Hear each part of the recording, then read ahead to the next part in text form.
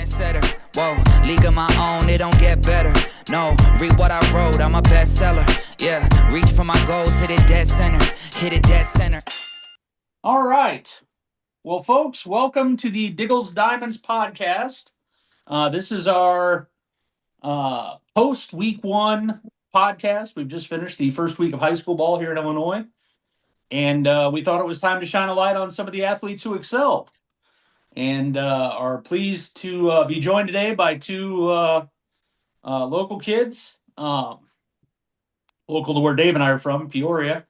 Unfortunately, we had Jack Bauer from Lincoln Way East scheduled to come on, but he had to bail out at the last minute. So we'll catch up to Jack down the road as a left-hander throwing 100 miles an hour, literally 100 miles an hour, usually attracts some attention. So yeah, well, MLB I'm sure... Network trumped us. Oh, did they? They bumped us from our spot. I think we'll see him on Hot Stove replay tomorrow. Nice. Well, at any rate, joining us tonight are two young men who had their own outstanding weeks. First up is Owen Shissler from Dunlap. Owen, obviously there's no statewide really ranking for statistics, but I would be willing to place a large sum, Mr. Bentley, that Owen Shissler is probably leading the state in RBIs at this point with 10. 10 ribbies. Congrats, Owen. Thank you. I got a question right out of the gate for you. What do you attribute starting the season in a hot streak like that, where the ball's looking like a beach ball, game one for you, and you guys have played a fair amount of games considering the weather. Do you attribute it to preseason training, just sometimes the luck of seeing the ball well, or any thoughts on that, why you've had such a great hot start? I mean, I feel like this offseason, I've really put in more work than I ever have before.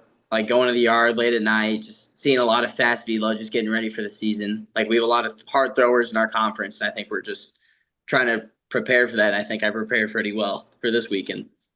What do you do to prepare for that kind of velocity, Owen? A lot of kids will say, hey, crank the machine up to 90 or whatever it'll run up to, and then, put it at 50 feet, put it at 40 feet. Everybody's distance kind of varies. What worked for you when planning for velo?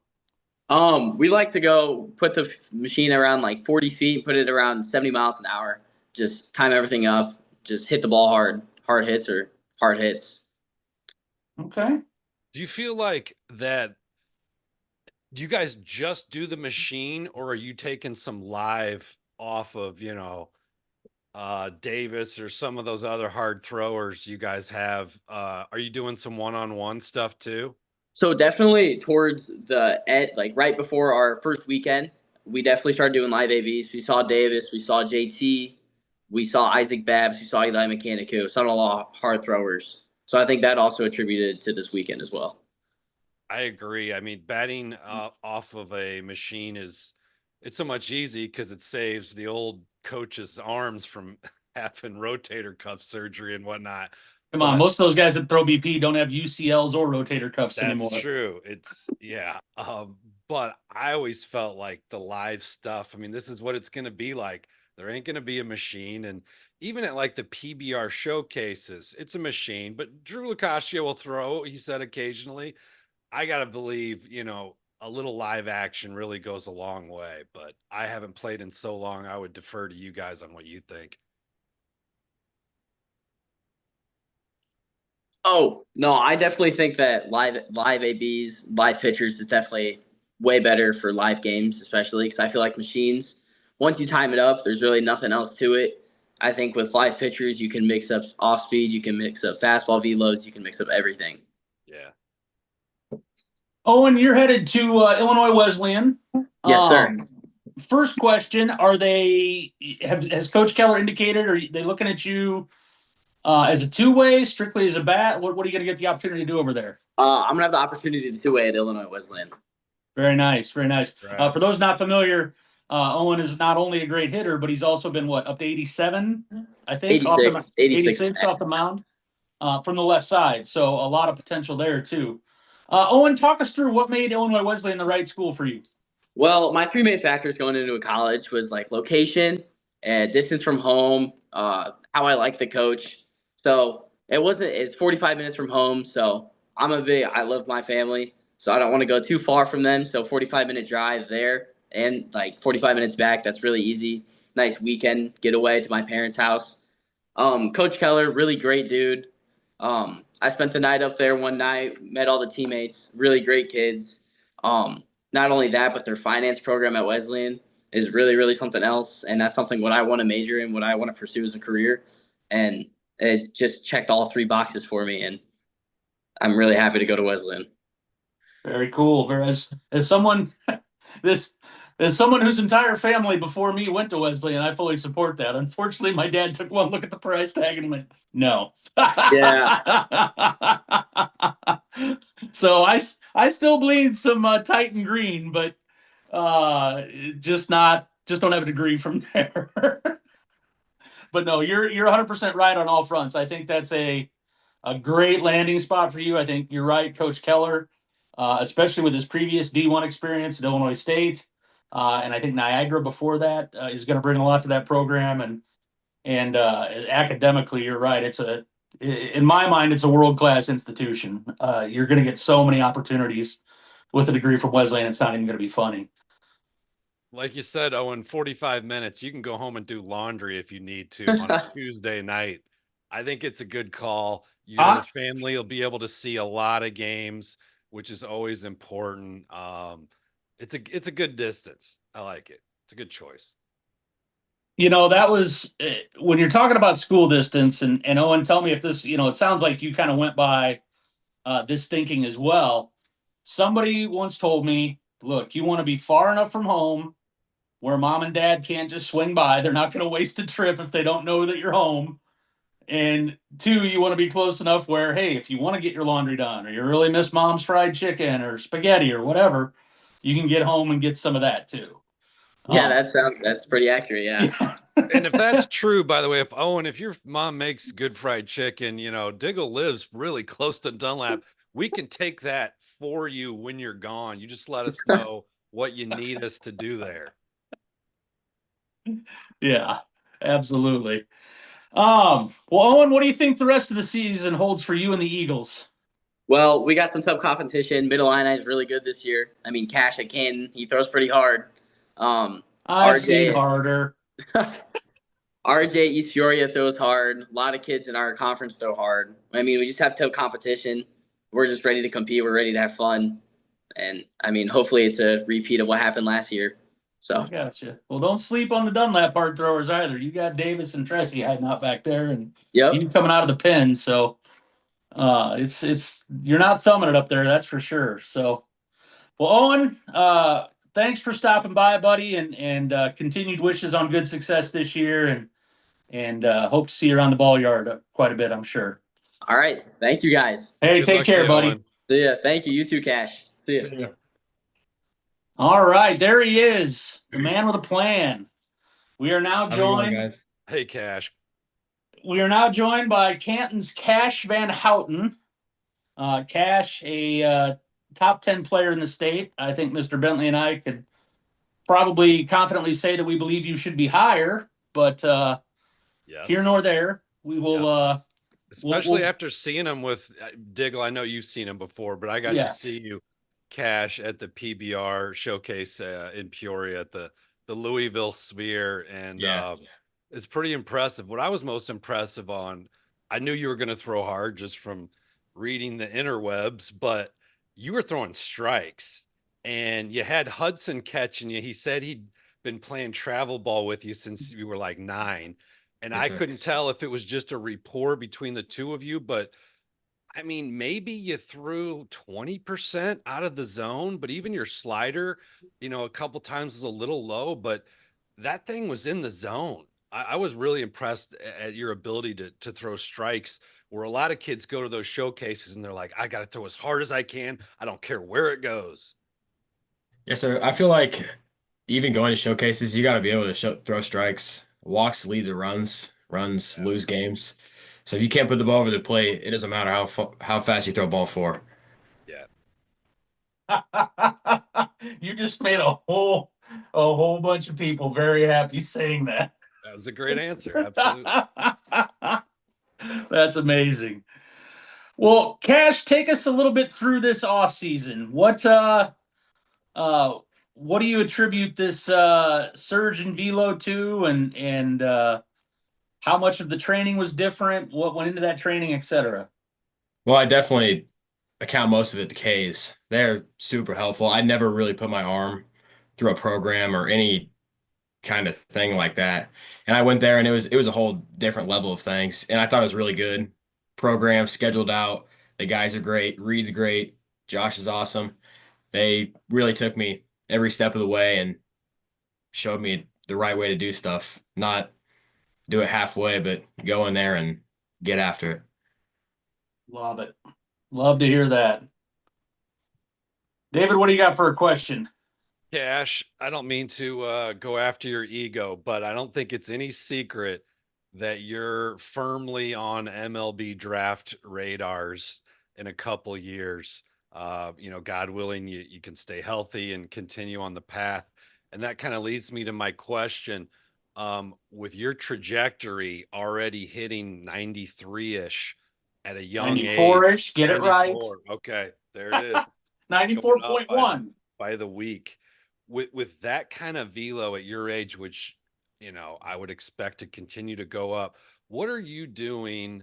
And you're probably speaking with Josh Cowton and your coach at Canton, et cetera. What are you doing for arm care? Has there been any talk of inning limits or anything like that? It's kind of a two-part question. So the first part is, what are you doing for arm care to make sure it's clean and healthy? And then the second part of my question is, are you considering, capping your innings because you are so young throwing that hard? Yeah, definitely. I go through the plan. They have their weekly layout. I'm throwing probably 5 times a week, and I'll have my rest days. Like today, I didn't do anything. I let my arm rest. I iced it. But tomorrow, I'll go in J bands, play some light catch at practice. Definitely won't overdo anything. But then come Tuesday, I'll kind of start ramping it back up at the plyos, J bands, get ready to throw, and then we'll have a game on Wednesday, so I should be on the mound that game. And then rest, light throw, repeat. Good deal. Very nice. Well, Kash, the reason we invited you on, for those not aware, those of you up in the suburbs and down south, Kash in his first start of the season was perfect through 5 innings. Faced 15 hitters, sent 15 down, not a walk, not an error. And of those 15, he struck out 13. And what were you at? 83 pitches or 73 pitches, something like that? 63. 63. Okay. I got you and Reinhardt mixed up because that's efficient, man. Yeah. 13 Ks on 63 tosses. I like it. Yeah, Yes, that's sir. pretty good. Just like we saw at the showcase, man. Throwing strikes, not wasting much. Absolutely. Yep. So, Kash, tell me what that conversation is like when Coach Emery comes to you and says, "Hey, dude, we both know you've got a perfect game going, but we got to think about the future and we got to take care of this arm. So you're going to come out and we're going to put miles in." So actually, this year my dad took on the pitching coach role for high school. So he's been in the dugout. He's been kind of there. He's been monitoring me. And actually, the night before, we sat on the couch, and he said my limit was 65, and there was no conversation that I was taken out. He said, I didn't care if you were perfect. I didn't care if you felt good. You were getting out. And I feel like as any competitor, any pitcher would do, I knew my limit was up coming out of the 5th inning, and he said I was done. I tried to fight for it a little bit, but there's not much I can do. It's the old man strength. It's a tough battle. Yes, sir. Your dad there, yeah. It's bad enough you gotta fight your head coach, but when dad's in the dugout too saying no go, you're just doubly screwed then. Yep. You're not winning that argument. Yeah, you can't go home and escape that argument. It's gonna follow you. Yeah. Next thing you know, you're asking mom to provide air cover for you so you can get a little reprieve. But well, Well, Cash, what's the rest of the season hold for you and the Little Giants? Hopefully a lot of good things, a lot of growing, a lot of team chemistry. We're really young this year, so getting a lot of freshman innings, still sophomore innings that didn't have varsity time. And I feel like this year will be a good progression year for us as a team. Get the younger guys progressed up and the older guys just, you know, doing their thing. But I feel like this year we'll be all right. And then the next few years, as we get older and stronger, more team chemistry, we're going to be a problem. Talk a little bit about that because your case reminds me of Blake Begner. I don't know if you know Blake, but Blake was at Peoria Heights. Peoria Heights had some decent players, but it largely struggled. 5 wins, 6 wins, 7 wins, blah blah blah. And when Blake came in, kind of like you and your dad, his dad joined the staff, and his older brother came in too, John, who's now the head coach at Notre Dame. And they said, they left no doubt, like, our goal is to do something no Peoria Heights team has ever done, which is win a state title. And they did in 2017. I guess my question to you is, graduation day, May of 2027, what are you looking back hoping you were able to do for Canton baseball? Um, Really a regional title, maybe a sectional title. I feel like we had the capability to do it last year, and I feel like come my senior year, we will be much stronger. We have a really good freshman class coming up, and as they progress, get stronger, all play as a team, we can be a work to. Good. Very cool, man. Very cool. Well, hey, I don't want to steal any more of your time. So I appreciate, like heck, you coming on and joining us. And I know I'll see you around the ball field quite a bit. So I look forward to catching up with you next time I'm out, man. Yes, sir. Thank you for having me. Hey, Absolutely. Cash, Thanks for coming on. before you go, I got one quick question. He doesn't do autographs yet, Bentley. Come on. Yeah, I'll send you the ball and the marker in the back. And the self-addressed stamped envelope, all right? Yeah. We're not making him pay for postage. So my question has to do with this.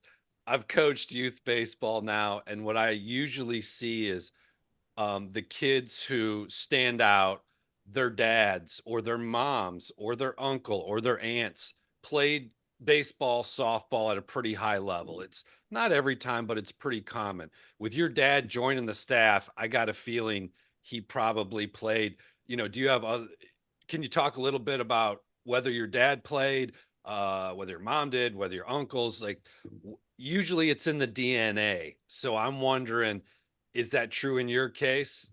Yeah, it is. My dad played college at Lincoln, Okay. and I mean, Teammate of one Andrew Bartman, now of the Savannah Bananas. he did. Okay. And I feel like my dad's a really big competitor, and that's kind of ran in the family, and we want to win, and we're going to do anything it takes to get there. Good deal. Nice. Well, buddy, Best tell of Dad luck I to said you, hi Cash. and enjoy the evening. All right. Yes, sir. Thank you. You guys Thanks for starting spring coming break on, this Cash. week? I think 2 weeks. Oh gosh. Oh, that's Yeah, right. You guys go over Easter. Oh man, that's Yeah. awful. Yeah, it's something. Oh boy, that's brutal. Sorry, man. I don't even know what to say. Like that's just I'm sad for you. All right, buddy. Well, hey, All we'll right. catch up to you later. All right. Yep, thank you. All right. Thanks, See you, Cash. Cash. Take care. Well, Mr. Bentley, that was pretty impressive for a 16-year-old. Yeah, and Owen too. Yeah. Cash answering us with yes, sir. I mean, Yeah. geez. Both of them. I mean, the fact that literally Owen Shissler going through that checklist was just Yeah. that plucked all the right strings of my heart. Like it was just like, oh God, some kid gets it. I wondered how he was going to handle me dropping the MLB draft radar because Yeah. trust me, he knows. His Yeah. dad knows. Yeah. But I mean, I watched him while I was talking. His reaction was so humble. Yeah. Just like, look, dude, I'm just trying to win here. Just Yeah. give me the ball. I don't know if there is a better response when somebody asks you about a 16-year-old about, look, we know you're on the draft radar. Yeah. What are you doing to keep that arm Yeah. healthy? And yeah, boy, he's a special one. Yeah, impressive for sure. Well, Mr. Bentley, how about we wrap this up by talking about some other kids that we thought had great opening weeks? Absolutely. I'll let you lead this bad boy off. How about we just alternate? Yeah, I'll start. So me and my daughter, 7-year-old, picked her up from school, and we went straight out to Harvest Academy's home opener, which was at Judson University against Rockford Boylan. And Obed Lopez started. He's a senior, Lakeland commit. On my pocket radar, I had him at 89. I saw on the internet they were saying 90, 91. I got there about the second inning, so maybe slowed down a little bit, but he looked real good. He went 4 innings, gave up 2 hits, no runs, 7 Ks. I was also impressed with their shortstop, Kyle, and I'm talking about Harvest here, with their shortstop, Kyle Zeeble, who showed his speed on a fairly routine ground ball in the hole. Shortstop fielded it cleanly, and Kyle was standing on first and it had 3 birthdays before the ball got there. It had nothing to do with the shortstop's play. He was just boom. I mean, the speed was right there. Now, in Kyle's first at bat, he hit one not quite to the warning track, dead center, and it's about 400 or 405 at Yeah, Judson, Judson's I not a think. small park. And again, we're talking 40 degrees, 44 maybe at the high. So, the balls aren't flying as well. So he showed me the pop. He showed me the speed. He made a couple clean plays at short. I was really impressed by him. But the guy I want to highlight, I didn't get to see in person because the opener was, I believe, Tuesday of this week. But this Friday, Jamison Rapinchuk, their lefty, threw. And they played Bartlett. Now, Harvest, I believe, is Class 1A. Bartlett is 4A. Yeah. So they go to Bartlett. I thought the game was originally, again, going to be at Judson, which is a pseudo neutral field, but really more like Harvest is second home field. So Rapinchuk just shuts them down. And Bartlett is legit. They have Josh Kalezi, who's batting .714 with 4 doubles, 2 steals, and 8 plate appearances for the year. The dude is a player. I think he's ranked in the 50s by PBR. I see that going up. But old JMO went 4 innings, no hits, 9 Ks, and hit a double. Harvest wins 8-2 over Bartlett. That's pretty impressive for the young man. We've talked about Jamison earlier in the season, that he was touching 90, had numbers wise a okay sophomore year, but really showed out in the summer and then at the PBR events in the summer and the fall. So he's a guy I wanted to certainly highlight. And like I said, we had caught the opener where Jamison played first and played a nice first base, by the way. But Jamison's my shining moment player for that squad. Do you want to alternate, or you want me to continue on to my number? No, let's alternate. Yeah.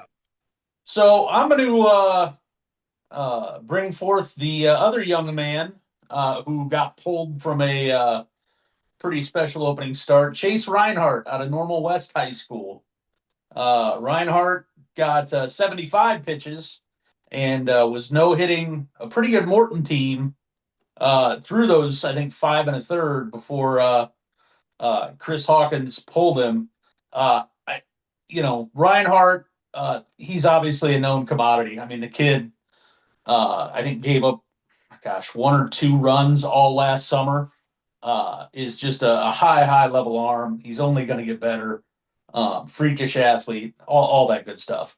But what I wanted to highlight was, it seems like high school is really focusing more on taking care of arms. You've got, Coach Emery and Coach VanHouten pulling Kash out of his perfect game. You've got Chris Hawkins and his staff over at Normal West pulling Chase from their game. And I don't think people realize, this is a fairly recent change. There have been a lot of arms, and I'm not going to name names because I have too much respect for these people. I know what it takes to be a coach, especially a high school coach, and I don't want anybody, turning the Facebook mob or the Twitter mob or anything like that on them. But there have been numerous occasions where, especially back in my outlaw days, I would have to reach out to high school coaches and be like, "Hey, you're riding this horse into the ground."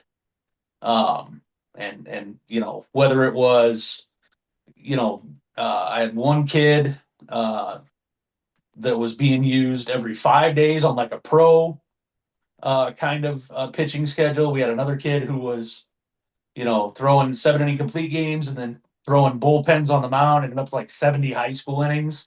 All those things are just recipes for disaster. And so to see two guys with two pretty special arms really take care of those arms, that's something that needs to be lauded. So salute to Mike Emery and Chris Hawkins and their respective staffs for doing the right thing, even though it maybe wasn't the most popular thing. I totally agree. It's Diggle. It's something when we were younger, it just didn't happen. The coaches would ride you until you gave up 4 runs. I don't know. It depended how deep really the staffs were, but yeah. I mean, I again, think you and I both remember the infamous Aaron Salzman episode where your dear coach stood in the dugout and yelled, "There's no help coming, son." Like, just leaving him out there to eat it. I can't remember if that was Salzman or Knobloch. It was one of the two. It was Salzman. Okay. I do remember it. And as it turned out, he was also concussed. He didn't even remember his own name when Yates checked with him on the mound. I wanted to laugh because, first of all, I love Sauls, but I remember feeling bad. Well, a lot of people were laughing because the comment was really funny. Yeah. It really was. But I felt for him, though, because, back then as a pitcher, I knew that feeling when some days you don't have it and you need just, come on out here, take me. I'm toast. And boy, but back to your point here. And as I mentioned, Jameson Rapinchuk, he only threw 4 innings. Coach Corey, I can't remember if it's pronounced DeShazer or DeShazer. He took him out 4 innings of a no-hitter against a 4A team. Yeah. And Harvest is 1A. I mean, so easily he could have left him in even at least one more to just secure that nice victory that looks great for him as a coach. But 4 innings, you're done. I love to see it, man. I mean, you and I doing fantasy drafts, I'm sitting there and I draft Shane McClanahan, and 20 minutes later, I see he got pulled from a start. Look, these pitchers are going down at a crazy rate. So tip of the cap. Same thing happened to Grayson Rodriguez and me. Yep. Tip of the cap to those coaches at Canton, at Harvest, at Normal West for taking care of these young men. Absolutely. All right, hit me with your number 2. All right, my number 2. I'm going to go to a man. I have to call him a man now. I think he's 18. A young man, Jake Benavenga out of New Trier. Mentioned him in, I believe, episode 4. He's going to University of Rochester, Division III, top 50 academic school. I really think he should be playing baseball at D2 minimum, but he's going to get a great education. He hit 2 bombs in one game against East Moline at the Metro East Kickoff Classic. And his dad sent me the video. You can hear his mom just screaming, "It's another one. It's another one." It was just, I got goosebumps watching the videos. I didn't realize who that was shouting that in the video you sent me, but that makes it even. And one, I believe, so the first one was left center, kind of a nice pull. The other one was right center. He's not a huge guy, very strong. I think I mentioned on that episode, his dad wrestled at University of Notre Dame. Strong dude, probably even now. I haven't seen him in a few months, but look, it doesn't matter how, you don't have to be 6'6", like 250. And like I said, Jake's a strong kid, but he's not super tall. But man, the pop is there, the hand speed, the bat speed. this kid can hit, was really proud, and I don't know him. I only know his dad and his mom a little bit, but just proud to see him hit two taters like that in a spotlighted early season kickoff classic like that, where PBR's down there reporting on like every 2 innings of every game. So tip of the cap to you, Jake. 2 bombs, 1 game. That's impressive. Absolutely. Absolutely. I've got another catcher for us to highlight. Another one that we've mentioned on the show before, Morton's Hudson Lovell. Hudson has had a stellar week against some top flight competition. If you're not familiar with the Morton schedule, they opened with Normal West and faced Reinhardt and only dropped that game 4-3. They rallied after Reinhardt was pulled. Then they led the number 7 ranked team in the state, Normal Community, through 5 innings before Normal rallied for the win. And then they went down south and beat the defending large school private, the large private school division champion, Briarcrest Christian. And so the whole week, facing some really good arms from around the southeast and around central Illinois, Hudson goes 3 homers, 3 doubles, and a triple just in his first week of his sophomore season. I mean, that's a season for some guys, and he just put it together in 1 week. He has been firecracker hot, and he's seeing the ball well. He's not trying to pull everything. The 2 home runs I saw, one was the left center like Jake, and one was the right center. Yeah. So he's not, it's not just him running into balls. It's him just putting good swings on baseballs, and it's going. I'm interested to see what this summer does to his recruiting. I think he's got a good chance. I just don't know. The recruiting process is so screwy anymore. I just don't know if coaches are going to give him a shot or not. I tell you what, we had him on the podcast, and he was another guy just like tonight with Owen and Kash, that when you talk to a young man, the green flags were up. Yeah. He's just a likable kid. And then we talked to him at the PBR event too.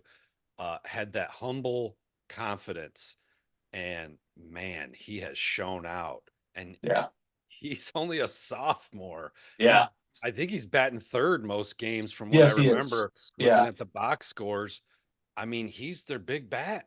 Yeah. The kid's 16. He's a good player. Very good. Agreed. All right, my third and final, we're going to go to Marquette Academy, who's currently undefeated at 4-0. Apparently defending 1A state champion? That's correct. And they have apparently managed to avoid the Peoria and Chicago weather. Being in Ottawa, apparently, God split the clouds and allowed them to play 4 games this week. And in those 4 games, Anthony's hitting .583, slugging over 1,000.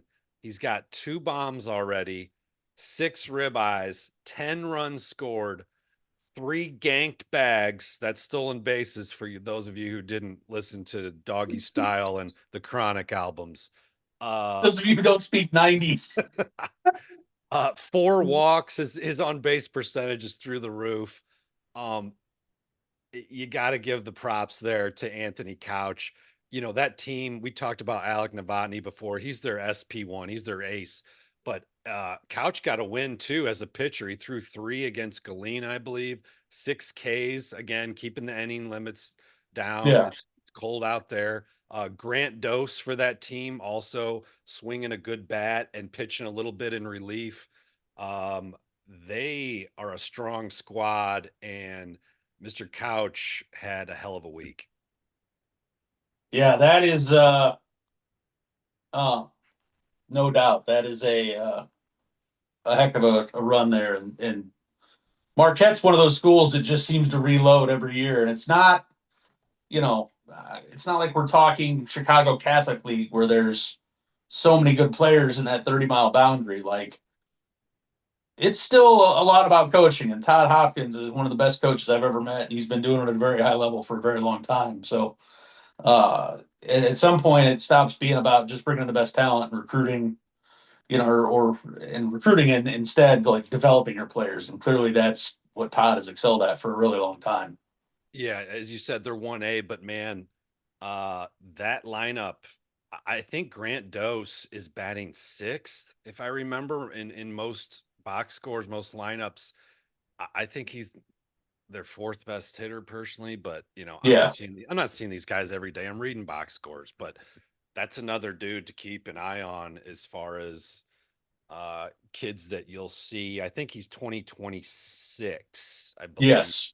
Yeah. I think you'll see both Couch, who I believe is not ranked, PBR ranked, Right. neither is Grant Dose. I got to believe once those PBR starts going out to 300, as the kids get older, they'll rank them Yeah. more than just the top 150. I think both their names will be on there. So Yeah. Absolutely. Absolutely. Um. All right. Well, last but not least for us, we're going to venture up to the Quad Cities, or just shy of the Quad Cities, to beautiful Taylor Ridge, Illinois, where a young man by the name of Ryan Elke, a left-hander, uh, had himself a memorable mound debut as well. Goes 5 1/3 with just 83 pitches, Ks 13, and walks 2. Not a bad debut for Mr. Elke either. And you and I saw him at the Peoria preseason ID, and it was like Drew Locascio of PBR stopped what he was doing and literally walked over to watch it. And that's when you kind of knew this man was in line to do something pretty special. I think he even jogged over, and I heard him say, hey, who is that? Yeah. As he's running over to get a better look, because Drew was running the batting machine for the hitters. And I Yeah. don't know if he saw him from a distance or he was taking a break, but I remember in my peripheral vision, he's kind of half jogging and yells, I think at Gavin Smith. Is that the Central Illinois guy? I can't remember, but Yeah, Gavin, absolutely. yells at Gavin, "Hey, who is that? Who is that?" And then he jogs back to the batting area and kind of says out loud to himself, but we were all listening. Boy, that's looking good. That's looking good. And Yeah. he was looking sharp. Had some movement from the left side. Breaking ball was good. Nice pitcher. Yeah. Yeah. So that's going to be another one. That Rockridge team is loaded on arms. They are a threat to win 2A. You've got Cullen Schweigen, who's a teammate of Kash. VanHouten's on that Wow Factor 2027 squad. You've got Ryan, and then they've got another young man, another lefty by the name of Carson DeCairo, who is not bad either. In fact, I don't think Schweigen even took the mound this week. I think they let Elke and DeCairo roll it out. So Yeah, like you said, they're poised for a deep run. I think in the playoffs when you have what appears to be, and correct me if I'm wrong, three really solid pitchers yeah, that in high school you can have a three-man rotation. It's doable, yeah, oh especially yeah, in the playoffs. yeah, 100%. And Especially you need that third guy for the super sectional game. Most people try to do it with two and then gut their way out through the super sectional. But if you've got three solid starters, that's why I wrote about this yesterday with Connor Watson coming back to East Peoria. Connor's not a hard thrower by any means, but he can put it anywhere he wants it.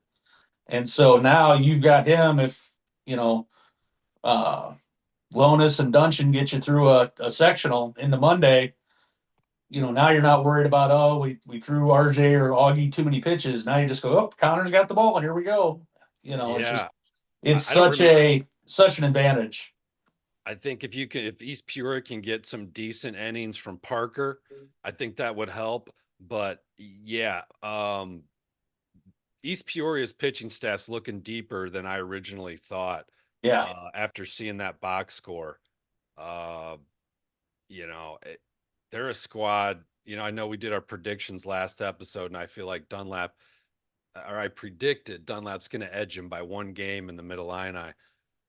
But you pointed out you could flip a coin, man. It could go either way. And Yeah. who knows if Morton gets hot, Washington, like it's Washington, it can go a lot of different ways. Yeah. Limestone, you cannot Yep. count them out. Alec Williams, I believe Alec threw the first 2 games of their season. He Yep. gave up 1 run combined in both of those starts. And the reason he was able to do that, the coach wasn't pitching him back to back. They had a snow out and a lot of days in between. And I think Alec only went 4 innings in that second game. Yeah. But he's another guy that could lead Limestone to the top of the standings in the middle line. Absolutely. By the way, Monday, 2 of our favorite guests on this show, Tyler Christensen and Patrick Hogan, throwing down in Bartonville tomorrow Yes. afternoon. Are you going to make it there? We are supposed to host Lincoln Land at 3 p.m. to finish off our second MWAC series. So we'll see what happens there. So I either get to give Seth Empson a hard time or see 2 of our favorite coaches. We'll see. Yeah, I'll be watching on Game Changer from up here north of the wall. Nice. Well, Mr. Bentley, always a pleasure, sir. I'm sure you've got kid duties to tend to. Yes, I threw some popcorn in a big bowl and I put them in the playroom and I said, be quiet, eat this. I'll come back and put you to bed and we're going to have to floss before bed. I assume Christy's not home. No, she's dealing with Logan, our 3-year-old. He Nice. takes like 37.9 minutes on average to put him to sleep. So I take the zone defense, the 2-on-1, Molly and Gavin, and she'll handle Logan. It's fair because Logan's harder than both Molly and Gavin. So nice. Well, wish him a good night for me, and thank you. I'm sure we'll chat this week, buddy. All right, Diggs. All right, we'll see you. Take care.